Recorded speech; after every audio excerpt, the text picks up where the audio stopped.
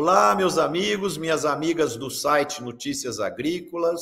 Estamos aqui nessa segunda-feira ao vivo para mais um programa Conexão Campo Cidade. O nosso programa tem como grande propósito unir os propósitos, os planos, os sonhos, o planejamento do público urbano e do público rural para que ambos caminhem de mãos dadas para a gente promover o desenvolvimento da economia brasileira. E hoje, além dos meus companheiros de bancada, Tejon e Roberto Rodrigues, nós temos o privilégio de receber aqui o Ricardo Santin, que é presidente da BPA, e ele vai, com certeza, engrandecer muito aqui o nosso programa. Santin, seja muito bem-vindo, e antes de passar a palavra, eu já vou pôr uma pergunta na sua mão aí.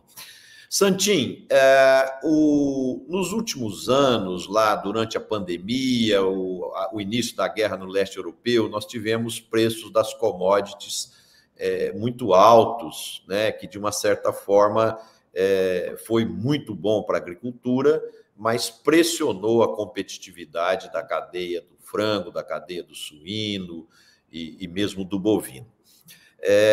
Agora, nós tivemos um retorno dos preços dos grãos, que são a base da ração, para níveis históricos, níveis relativamente normais.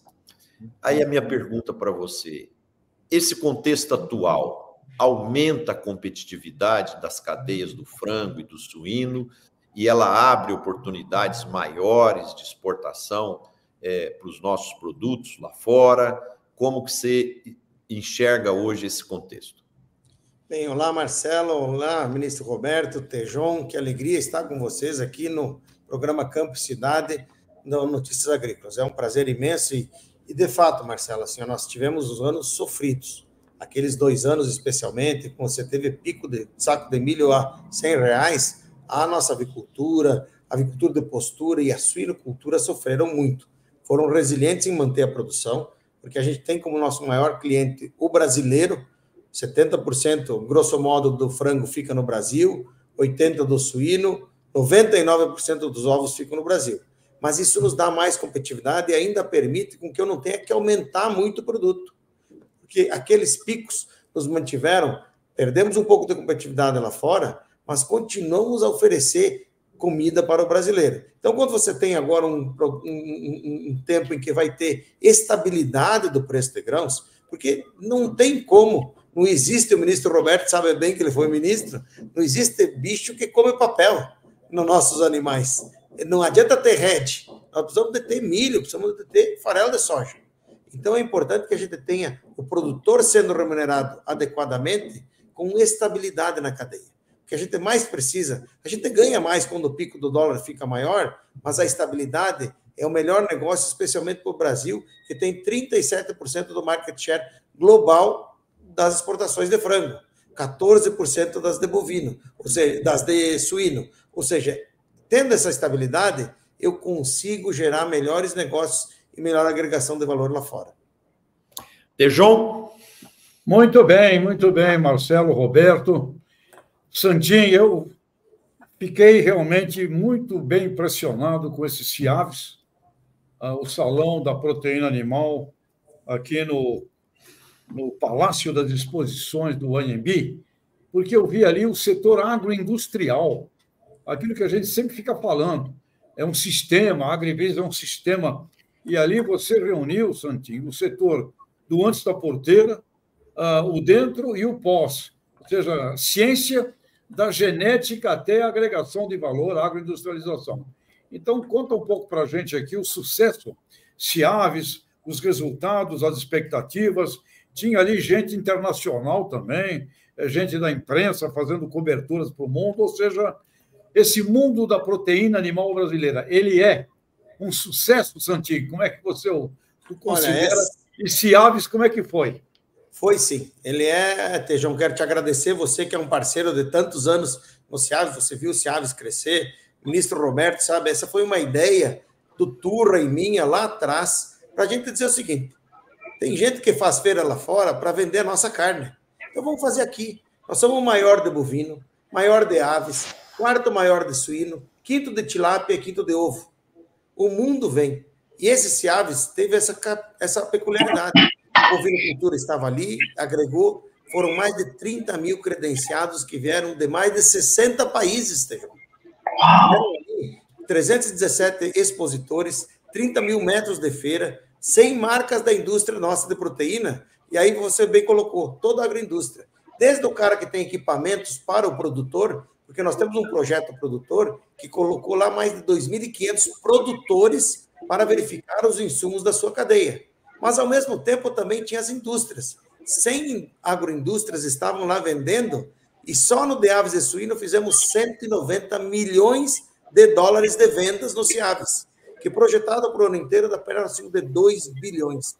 Mais do mesmo, além disso, 2,5 mil congressistas, com 80 palestrantes do mundo inteiro, onde o Tejon foi um dos comandantes de várias palestras num evento maravilhoso de sustentabilidade. Nós tivemos o Ciaves Talks, né, que teve 21 startups levando lá de graça para ver o que tem de novidades no setor. Os 2,4 mil produtores que foram lá, além disso, a gente teve uma coisa, Mr. Roberto, que chama Ciaves Experience. Você sentava lá, num óculos de 3D, tinha 4 óculos. Você entra dentro de uma granja de frango, olhando 360 do chão, do teto, dentro da granja, uma numa pocilga suína. Os outros 2 óculos, um era dentro de um frigorífico de suíno e de um frigorífico de aves.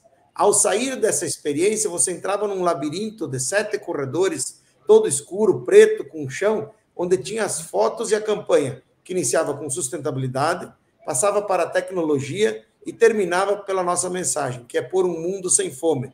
Eu tenho um statement que é "There should be no border for food", não pode ter fronteiras para os alimentos. E você fazia essa experiência. Então, o Ciaves foi tudo isso, realmente algo que foi muito grande.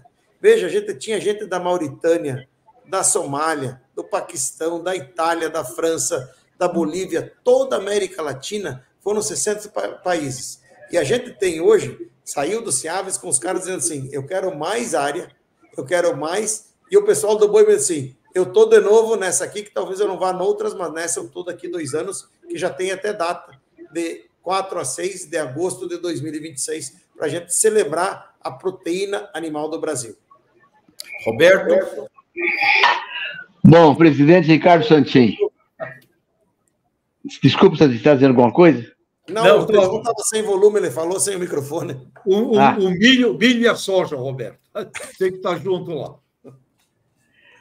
Bom, presidente Santin, olha, em primeiro lugar, parabéns pelo seu trabalho, não é um trabalho de hoje. Você e o Turra têm feito uma dupla brilhante nesse processo todo do frango.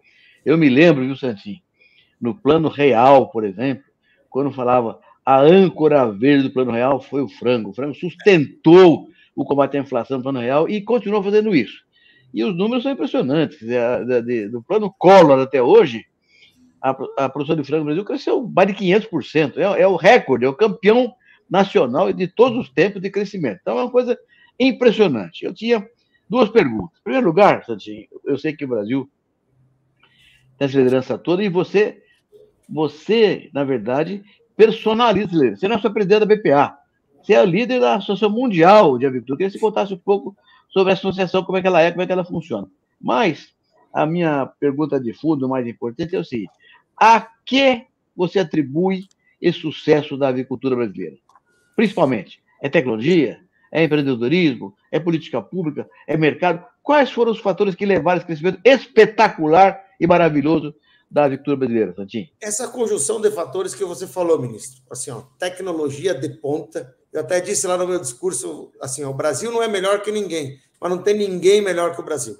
Nós estamos na melhor da melhor ponteira de tecnologia, de sanidade, de alimentação e nutrição animal. Estão estudando até os detalhes, sabe? Detalhes de temperatura da cama do aviário.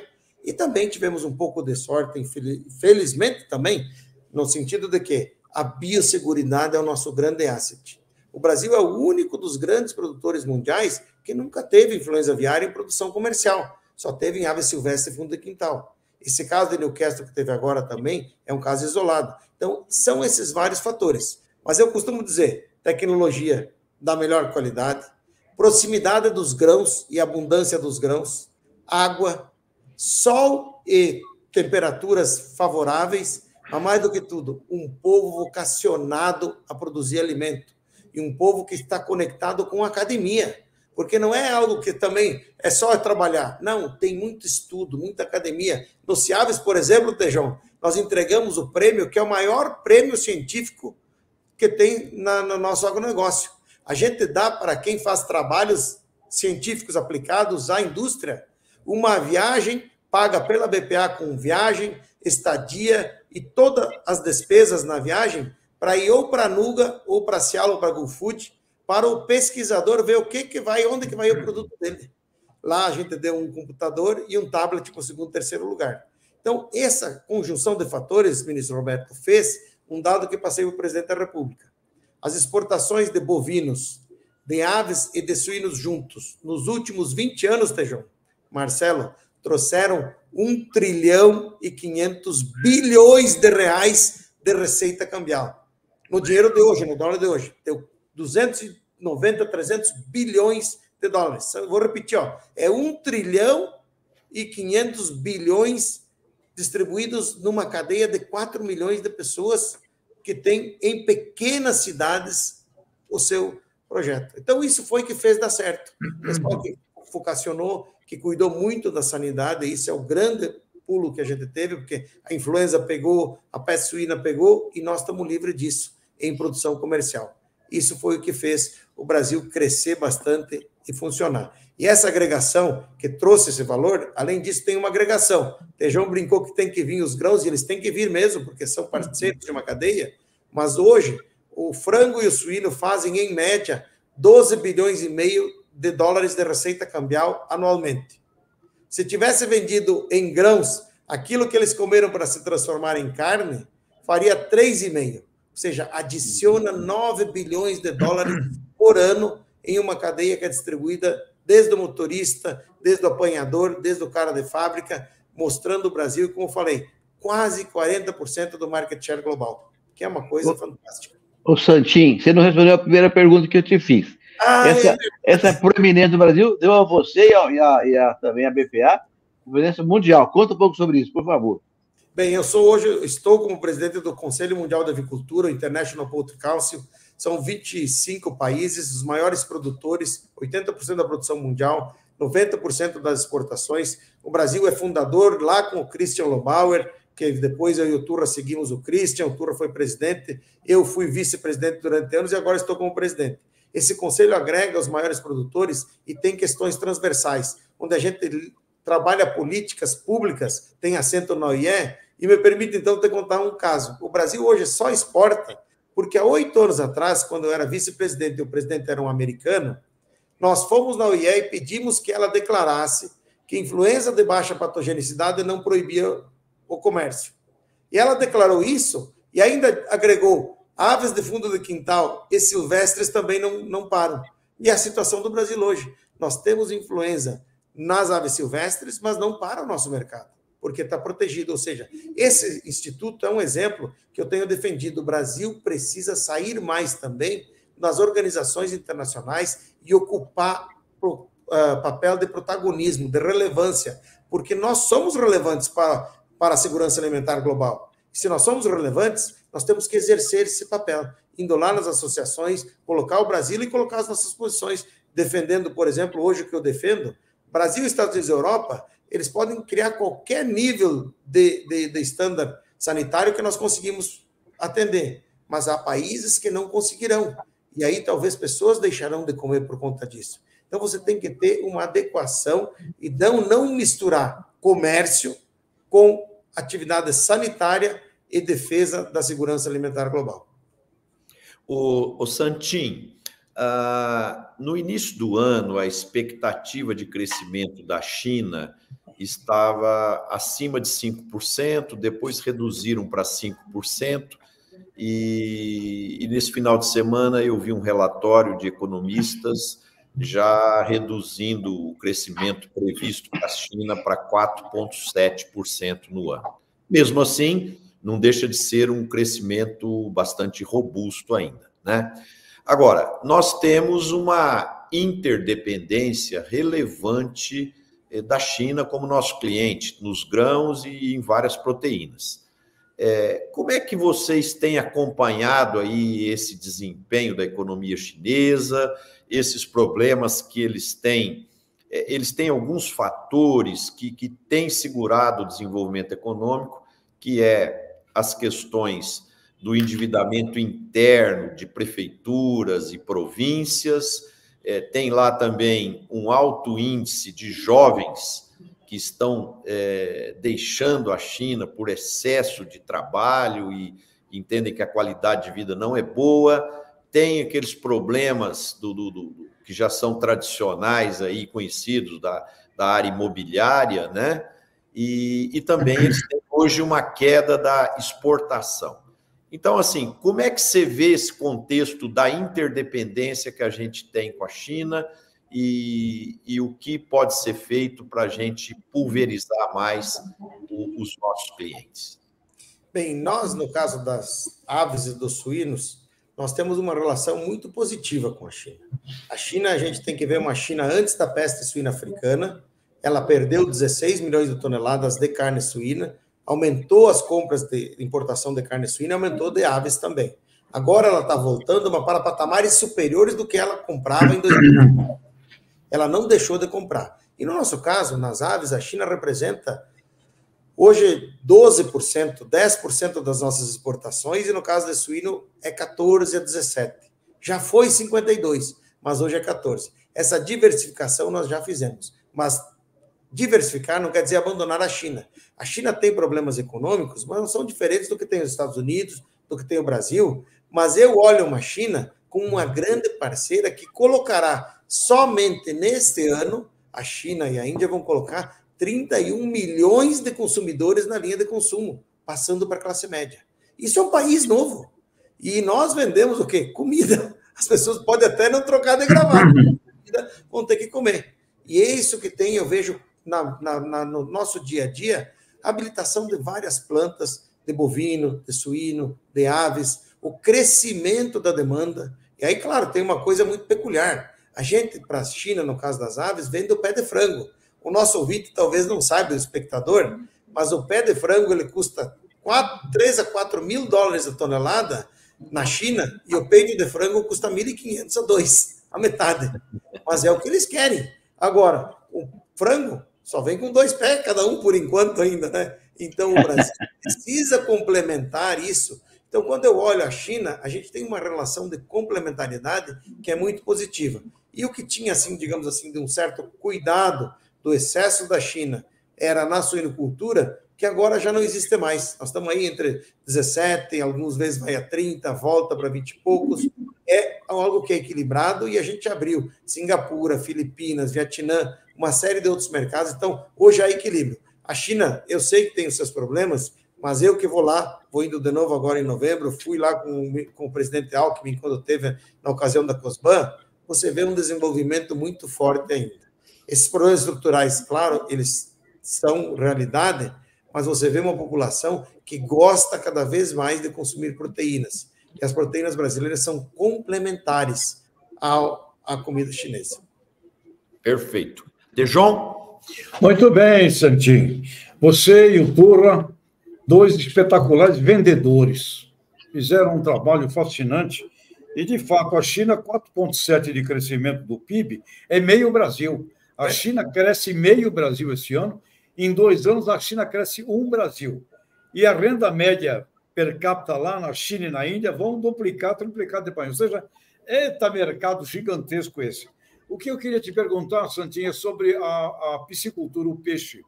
Eu escuto que o peixe se transformará um dia na proteína mais consumida. Qual é a tua visão sobre a piscicultura e a piscicultura brasileira, por favor?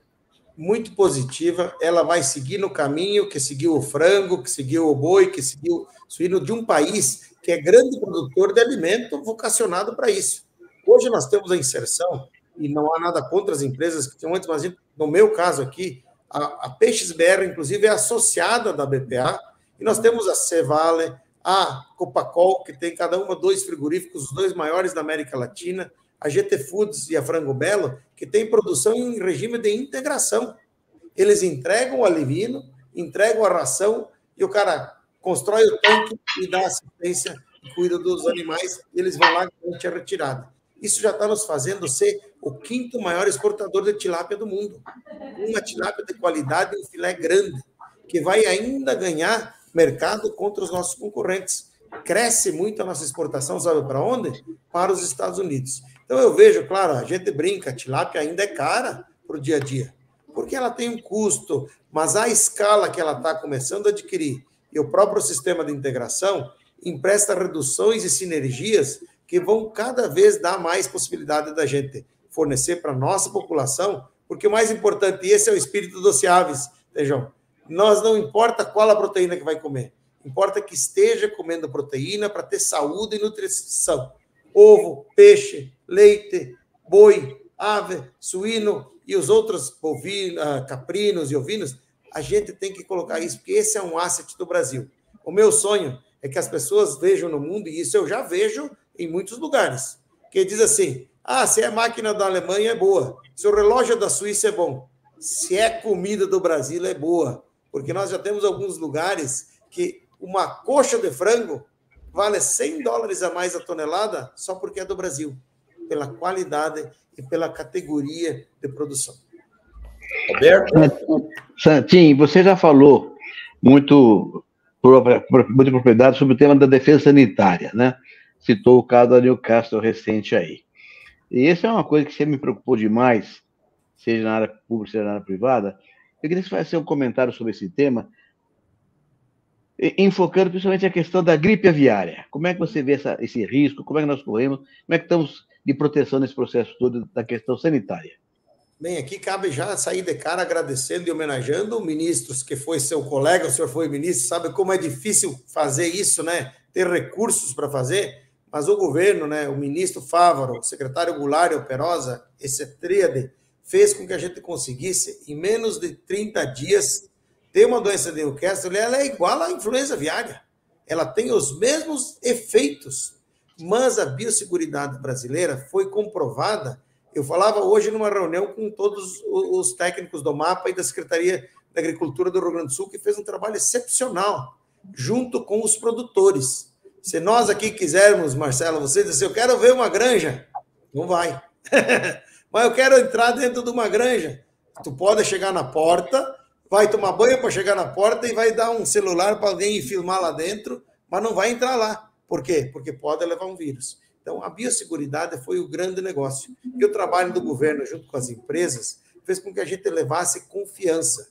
Hoje, todos os mais de 153 mercados que a gente vende, hoje ainda restam somente 11 fechados só para o Rio Grande do Sul.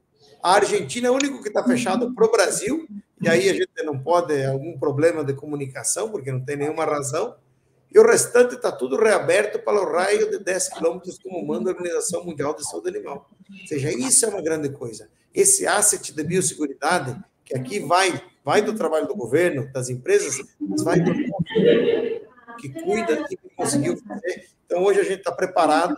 Se a gente tivesse influenza aviária hoje em aves comerciais, o Brasil já está preparado com regionalização, já está preparado para, inclusive, assim, vamos fechar só o raio, está preparado para não parar de vender, inclusive não abrir mão da responsabilidade de ajudar a segurança alimentar de mais de 150 países. Ô Santinho, só quero fazer uma perguntinha adicional, Marcelo. Você falou de ovo, né? Que ainda nós exportamos pouco ovo. Qual é o cenário de futuro para ovo no Brasil? Ele é muito positivo porque nós estamos, eu sou suspeito que sou do Conselho da Ovos Brasil, a gente saiu de 120 ovos per capita ano para 250 em 15 anos. Nós produzimos hoje, ministro Roberto, 1.350 ovos por segundo. Agora já são 2.700. Terminou de falar, dobrou o número.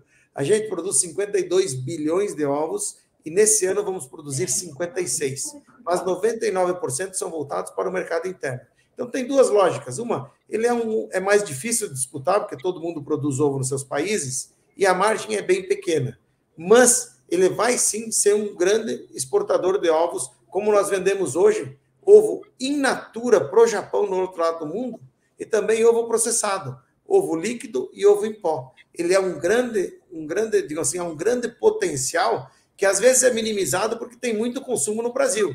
Então o cara acaba deixando de vender para dar para o nosso consumidor. Mas no processo de médio prazo, também vai ser um grande exportador, como o Brasil é também de genética avícola e de genética suína.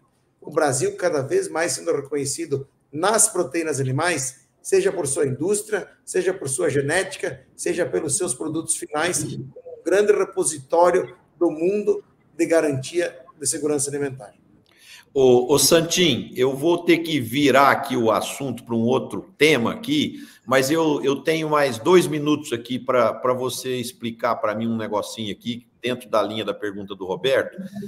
A semana passada eu estava lá nos Estados Unidos e eu observei que os omeletes que eram feitos nos hotéis que eu fui, todos eram do ovo líquido, né? Que é muito conveniente, porque já vem na caixinha Tetra Pak ali, já é bem prático para fazer o omelete e tal.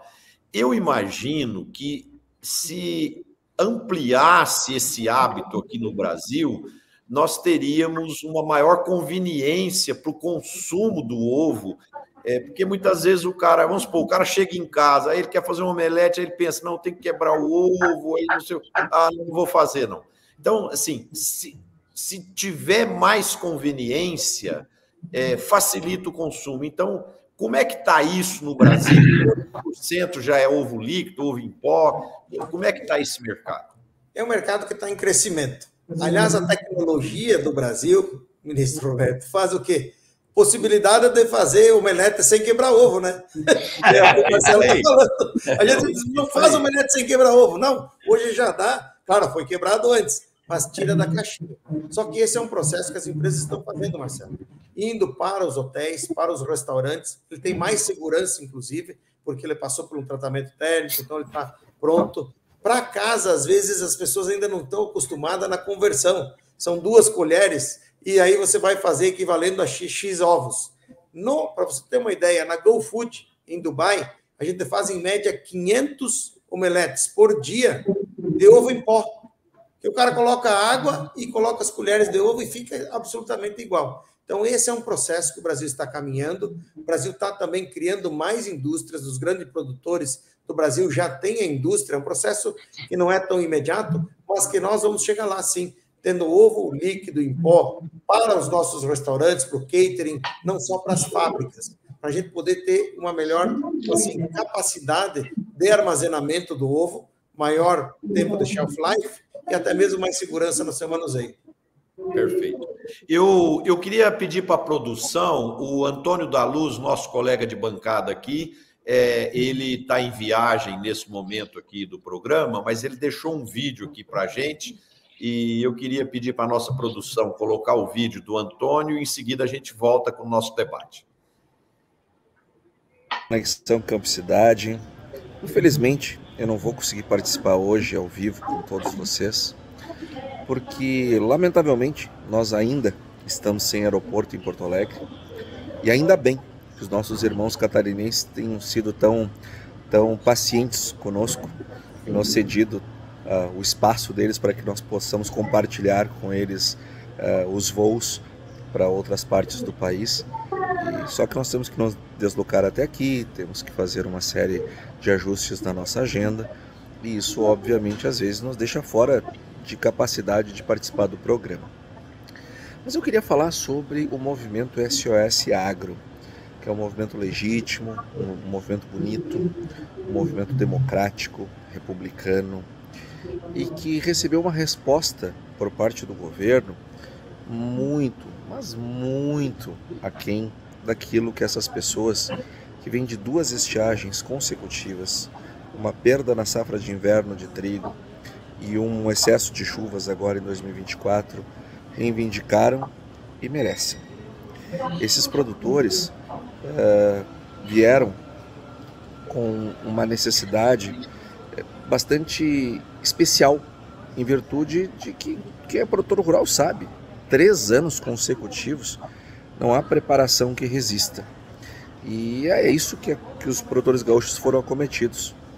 E até agora, o governo sinalizou com uma medida provisória que deixa de fora todo o recurso livre, o que me incomoda, porque o recurso livre é aquela parte do Plano Safra, que é a maior parte do Plano Safra, que o governo não tem controle nenhum.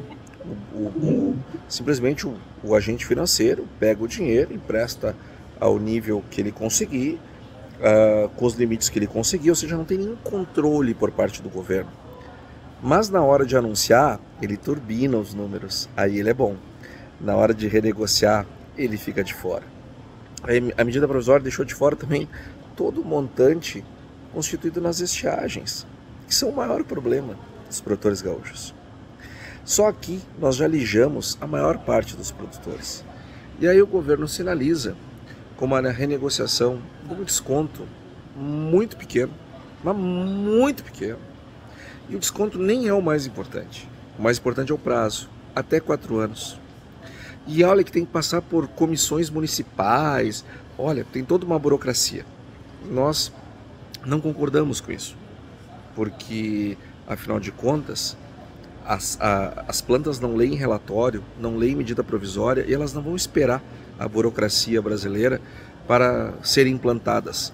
A safra tem que ser plantada, as coisas precisam ser mais ágeis.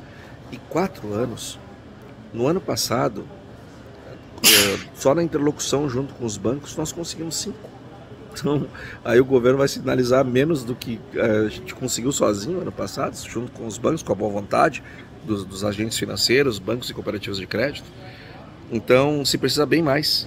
E nessa semana nós vamos continuar buscando uma solução que atenda aos interesses do SOS Agro, porque nós estamos falando de dezenas de milhares de produtores rurais que se encontram numa situação muito, muito, muito difícil. E aqui eu concluo e trago para o debate o seguinte tema: política agrícola. Quanto ela está nos custando?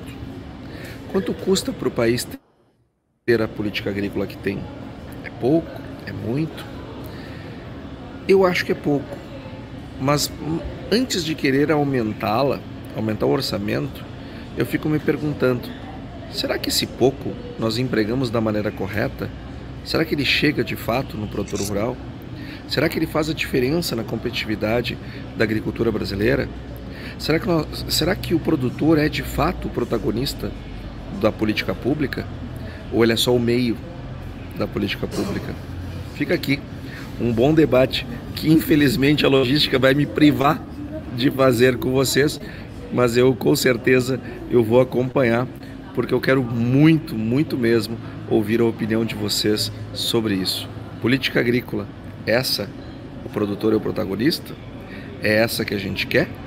Ela é eficiente?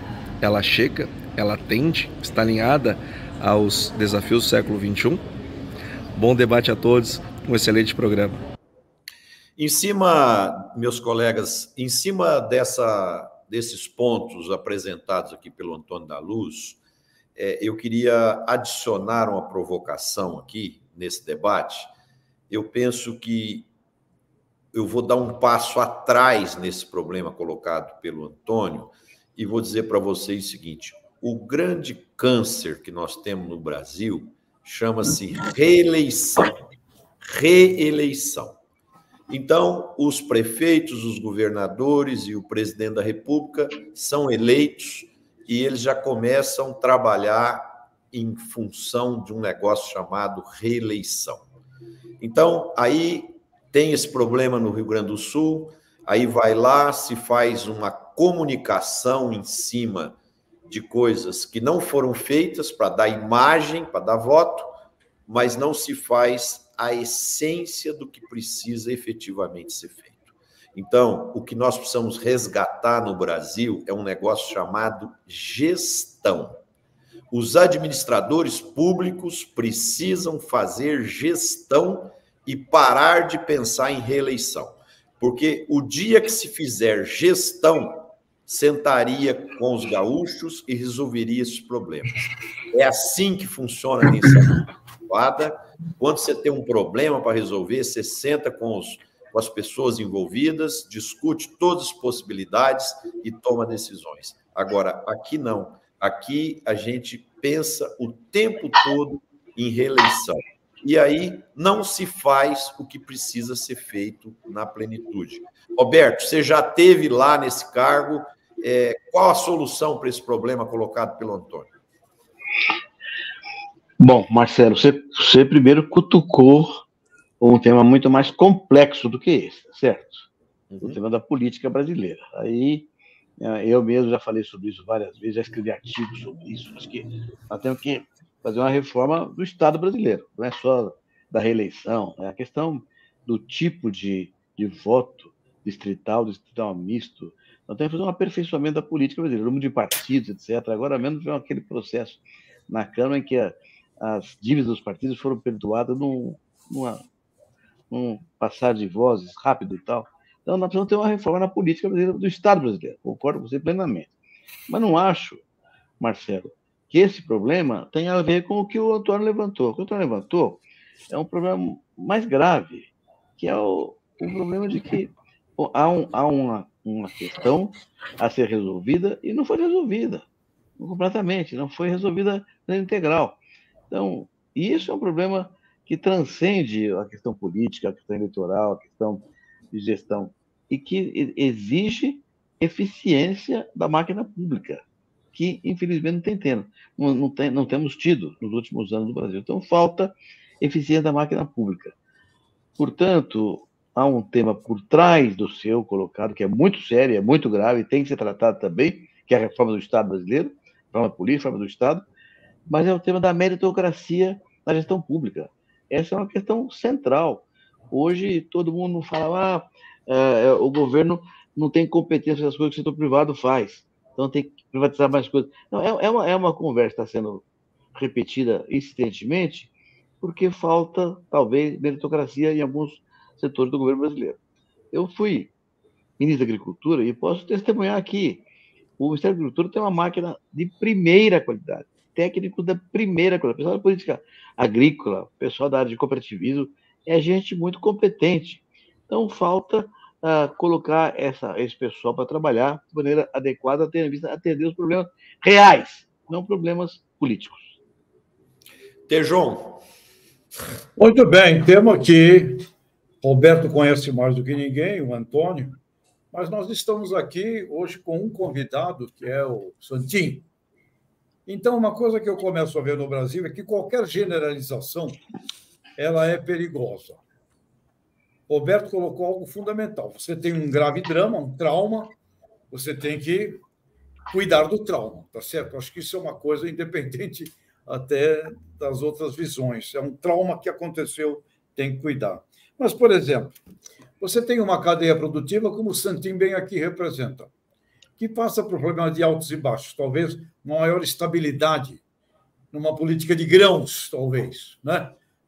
Eu escuto isso da turma do ovo, porque o grão está para o agronegócio, aliás, é a frase do Ney Bittencourt de Araújo, o milho está para o agronegócio como o aço está para a indústria.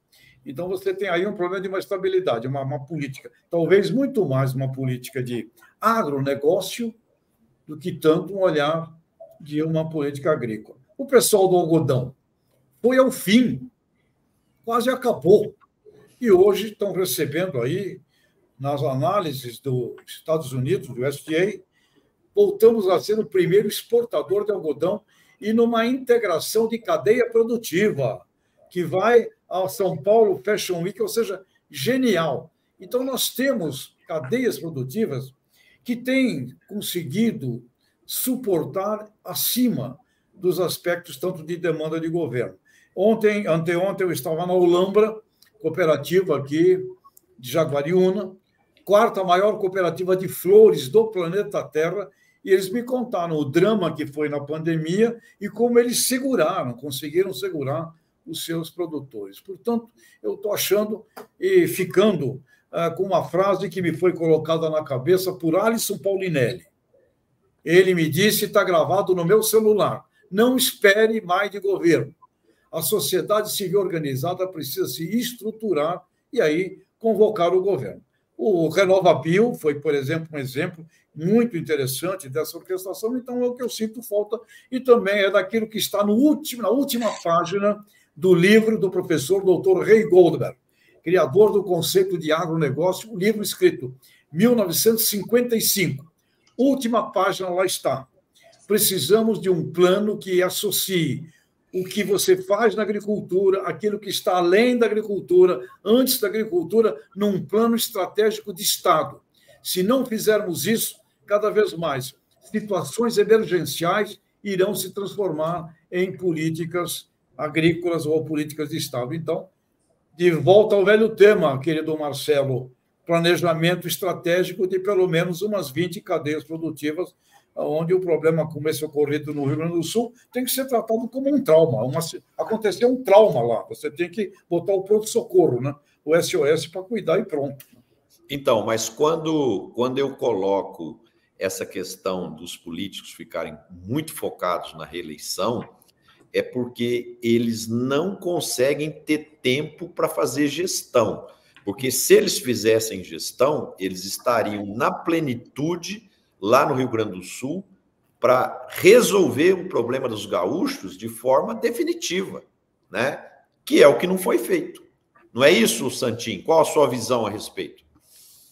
Não, acho que eu vejo e concordo com os colegas que me antecederam, a gente precisa ter uma ideia estrutural, tirar daquela ideia de que ajudar o agronegócio, fazer política pública é despesa.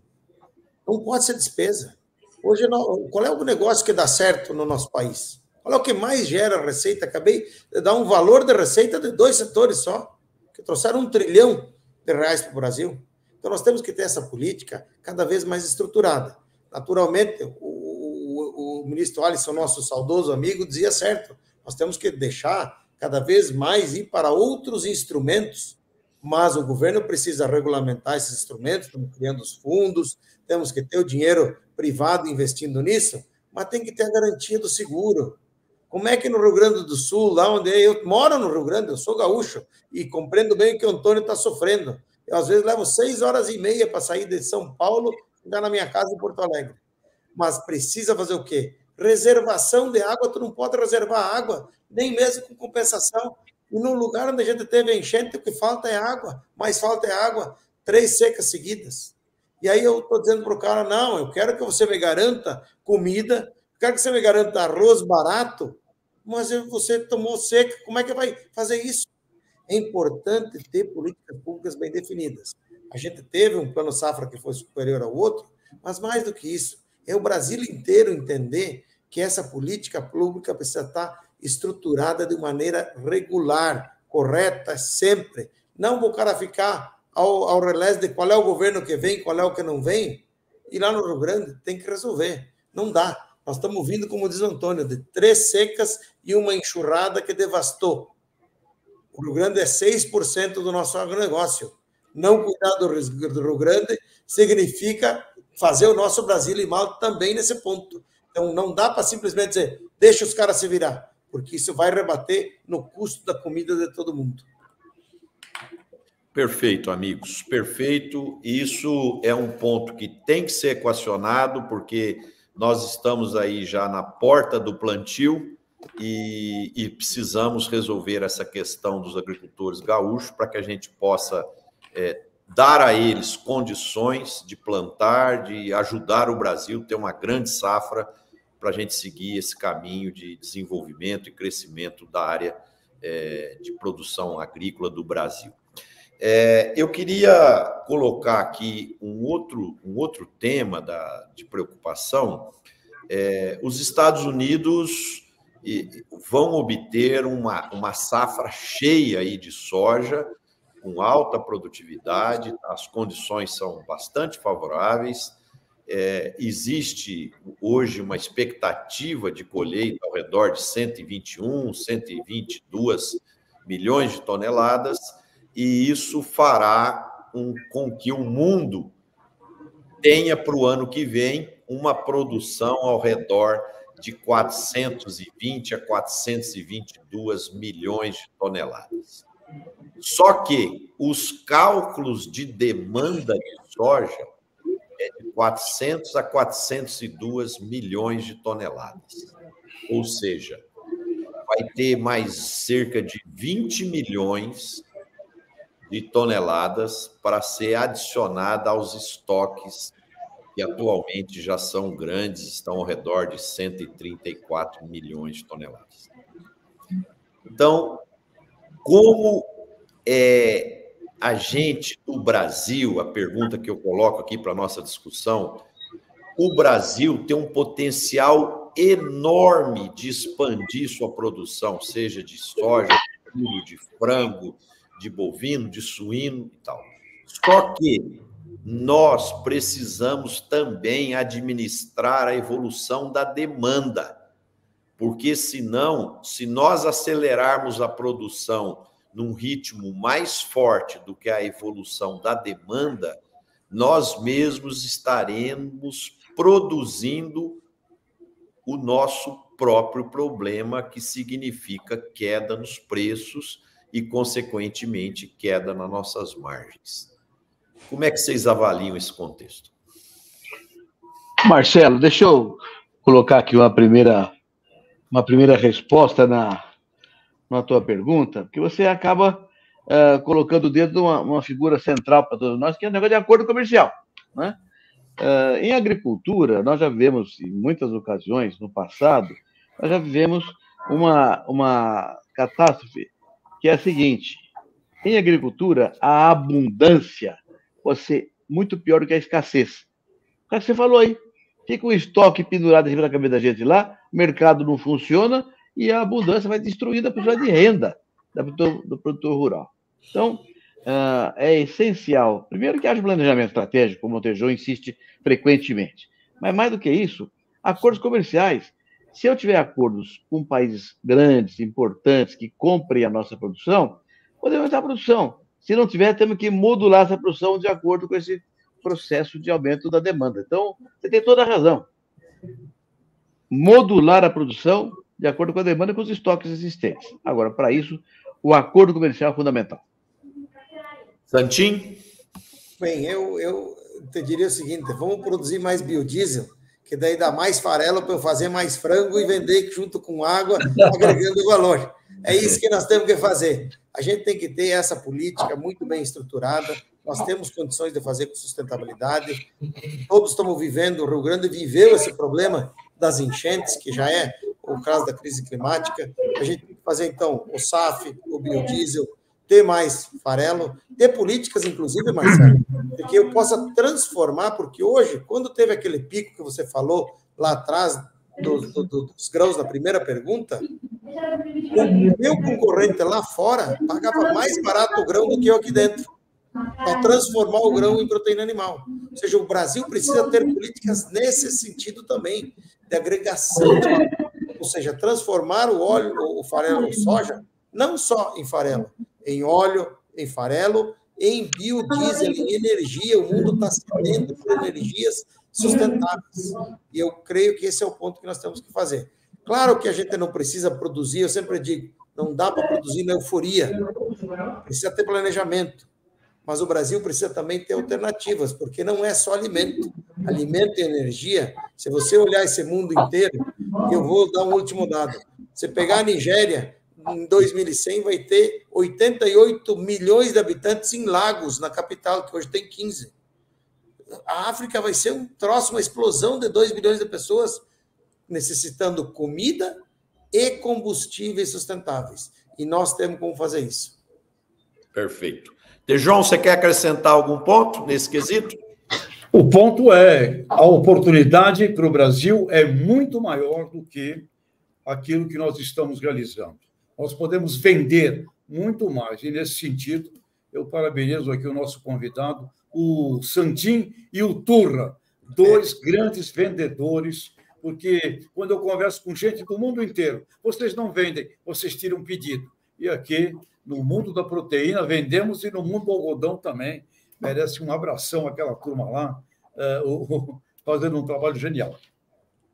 Tejon, nós estamos caminhando já para o final do programa e eu queria começar com você aí, você deixar o recado final para o nosso público que nos prestigia aqui toda segunda-feira, né? A gente tem espectadores cativos aqui que estão sempre conosco. Eu tive em Brasília no sábado fazendo uma palestra na convenção da AgroBrasil e muitos amigos lá disseram que não perdem nenhum programa nosso. Queria até aproveitar aqui o ensejo, mandar um abraço para todos que nos prestigiam sempre.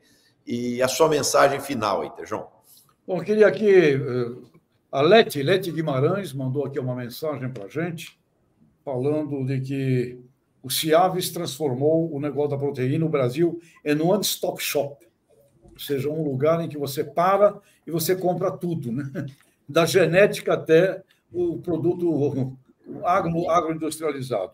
E o Calfar também, que sempre tem estado conosco aqui, mandando mensagens. E eu diria que o que a gente tem de espetacular, e a presença do Santinho aqui representa isso, é um show.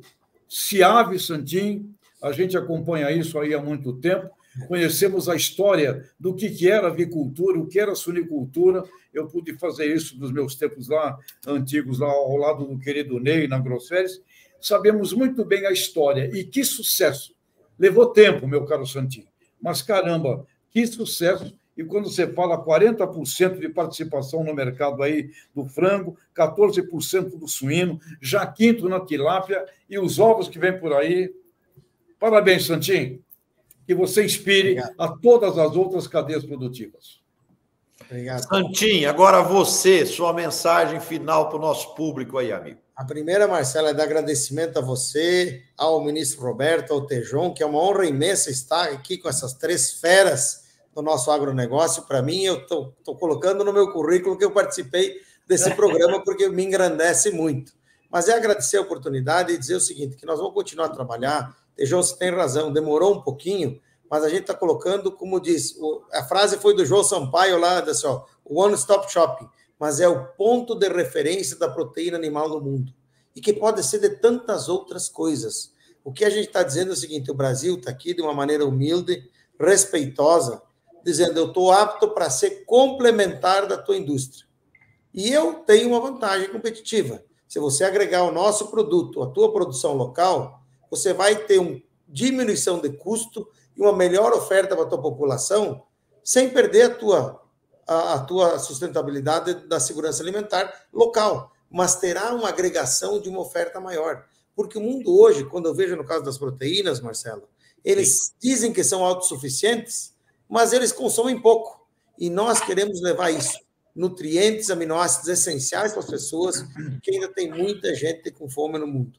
E é isso que o Brasil está pronto para fazer, né? Nós fazemos, o Tejon sabe, a BPA é talvez uma das únicas associações que tem páginas atualizadas em mandarim toda semana do Brazilian Chicken e do Brazilian Pork, mostrando os nossos produtos, e como temos a campanha Good Food for People for the Planet, Sustainable Brazilian Sustainable Protein, onde a gente está mostrando, sabe o que, ministro Roberto? O que as empresas estão fazendo.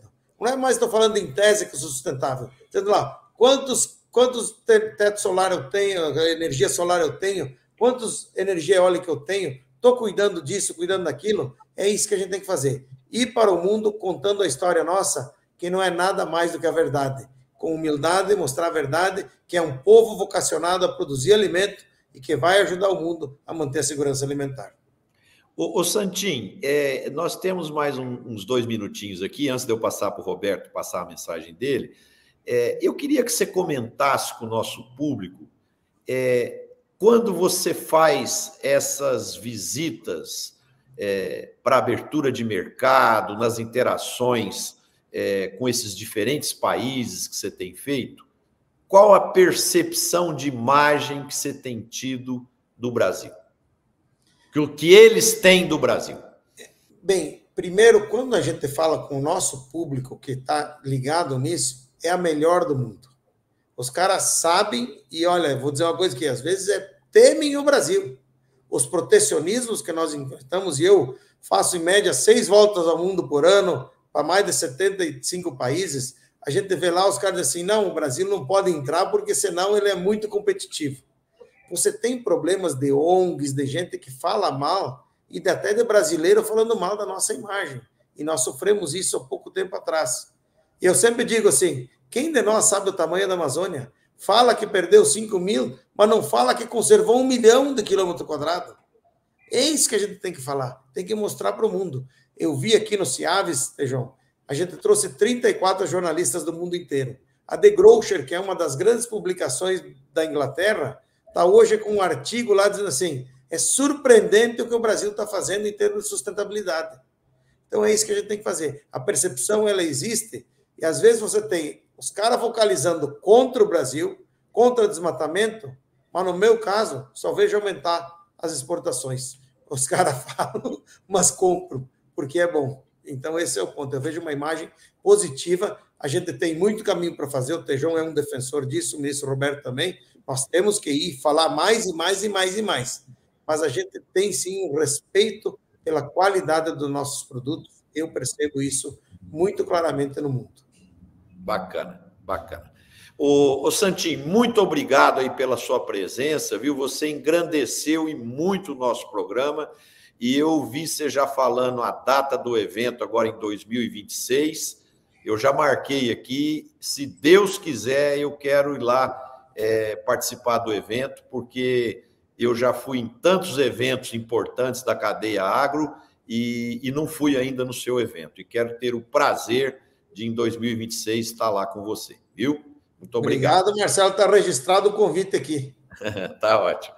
Roberto, sua mensagem final aí, amigo. Vamos lá, Tejão. Bom, em primeiro lugar, quero agradecer ao Santinho e cumprimentá-lo. Santinho, você é uma inspiração para todos nós. O teu exemplo da tua cadeia produtiva tem que ser replicado nas demais cadeias produtivas do Brasil. O que você faz? Ir lá vender, o Tejão falou aqui, ir vender, levar a imagem, levar o produto com competência, com dedicação e com verdade, que você diz, é uma coisa exemplar. Porque parabéns e muito obrigado pelo que você faz pelo agro brasileiro no mundo inteiro. Parabéns e muito obrigado. Eu queria fazer um comentário rápido aqui, Marcelo, Tejão e Santinho, sobre a seca que nós estamos vivendo no Brasil hoje, no Sudeste, no Sul, no Centro-Oeste, em áreas amplas do Brasil. Uma seca impressionante, impressionante. Incêndios acontecendo espontaneamente no Brasil inteirinho, um desastre no Pantanal, um desastre do Canavieiro Paulista e do Centro-Oeste, máquinas que pegam fogo espontaneamente, com o simples funcionamento da máquina, que sai faísca. É um processo doloroso. Os canaviais estão muito pequenos. O cana foi cortado depois de setembro do ano passado, talvez nem dê corte esse ano, e a brotação da suqueira para o ano que vem é muito ruim por causa da seca esse ano também. Então, é um desastre para a cana-de-açúcar, para culturas permanentes, como laranja, frutas, café, né? Afetando duramente a próxima safra, com florada fora de época, tudo muito complicado. O lençol freático é embaixado, portanto, falta água para irrigação também, de modo que é uma seca dramática, que nos leva, mais uma vez, a tratar de dois temas fundamentais para o agro brasileiro: seguro rural e irrigação. Esses dois temas precisam ser tratados com o vigor que merece, e acho que isso deveria ser objeto das nossas conversas a qualquer momento no futuro. E eu queria, então, terminar, no meio dessa tristeza toda que é a seca, tosse comprida, incêndio, poeira em suspensão coloidal no estado inteirinho, cidades inteiras mergulhadas em poeira, em sujeira, em drama de saúde, pulmões que são arrebentados com fumaça, poeira e seca, que nem tudo está perdido.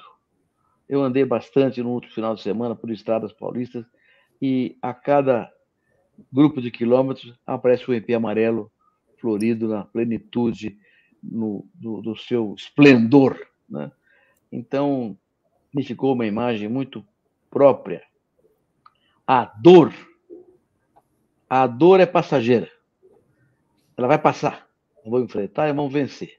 Com políticas públicas, com estratégia. Mas a beleza está acontecendo em pleno deserto desse ano, vai acontecer no ano que vem, e no outro, e no outro, e no outro eternamente. Ou seja, a dor é circunstancial, mas a beleza é eterna. Não temos que fazer é transformar a dor numa solução também eterna para que ela diminua e a gente possa premiar cada vez mais a beleza. É isso aí, Marcelo, Tejon, Ricardo Santin, muito obrigado pela conversa de vocês todos hoje aqui. Roberto, muito bem colocado isso por você. Eu só acrescentaria o seguinte, que a gente precisa abrir mais os olhos, a mente e o coração para perceber essas belezas, essas coisas boas que existem no mundo, mesmo em volta da dor, né? Acontece que muita gente não consegue ter olhos e capacidade de percepção para ver as coisas boas, mesmo numa situação de dor ou numa situação desfavorável.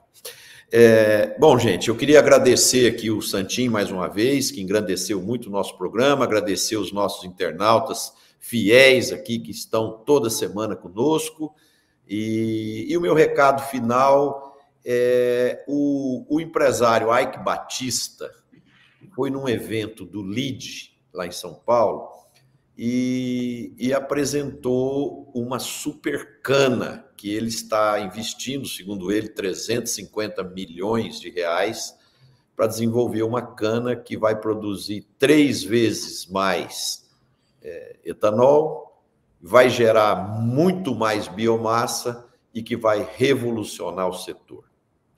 Então, isso gerou muita curiosidade no mercado, porque ele não deu mais detalhes. Então, a gente, como é do agro e a gente torce para tudo que é do bem e que possa trazer ganhos de competitividade para nós, fica aqui o nosso programa aberto ao Ike Batista e a equipe de pesquisadores deles, da Supercana, para trazer aqui mais informações e como que vai funcionar o cultivo dessa cana, que pode revolucionar ainda mais a produtividade de álcool, de açúcar e de biomassa para o Brasil. Obrigado a todos, a gente se vê na próxima segunda-feira com mais uma Conexão Campo Cidade. Um abraço e uma excelente semana.